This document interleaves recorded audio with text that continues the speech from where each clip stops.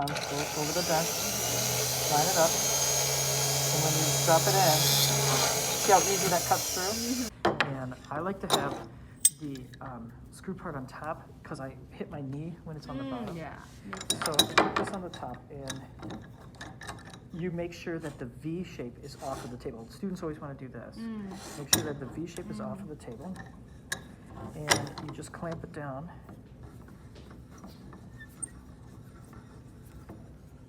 Firmly, so it just doesn't move. Just like that's fine. All right, now to load the saw, you want to find the teeth. The way I find the teeth is, you can look and see, and you want this, or you can do the fabric test. So there's one side that's flat and has no teeth. The other side has teeth.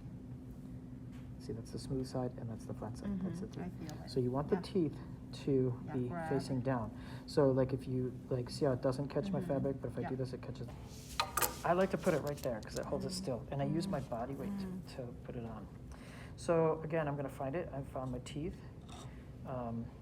The teeth are now, do this, it catches, and toward you. Okay. So the teeth are facing up and toward you.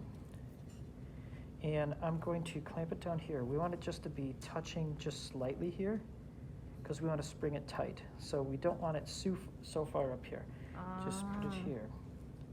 So it's just barely touching the top. I see. I'm going to tighten it down here until it's just barely feeding the top. And now what I do is I'm going to flex the saw using my body, so I can have both hands. I can guide the saw with my left hand and tighten it with my right. Yeah. And so it strings it up, like I say, like a bow and arrow. So like you push in. I'm gonna adjust the elbow so that it is just barely touching the top here. So I turn this and I move it until it's just barely touching the top. You don't want it you don't want it up more than 1/4 of an inch. So I tighten that down. And now I'm gonna go ahead and put the saw, and you wanna make sure that the Picture is on top. the picture is facing away from the handle. So you put that in here, and then I'm going to push in with my body so it flexes, and then I'm going to tighten it down. Make sure that this is straight. And the hardest part students have is that they are not pushing in hard enough to tighten it down. You should hear it make like a ping noise. It has to be very, it shouldn't wobble at all. It's just a ping. Okay, so what I do is I think it's important that you keep the saw going perpendicular. Don't have the saw going like this or like this or like this. Keep it going perpendicular through the metal, and you want to keep the saw moving up and down.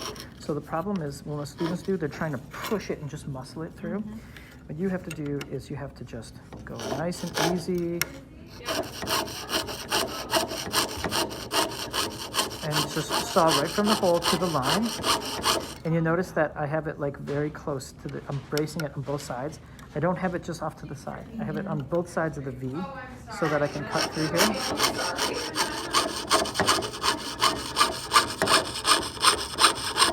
And you just saw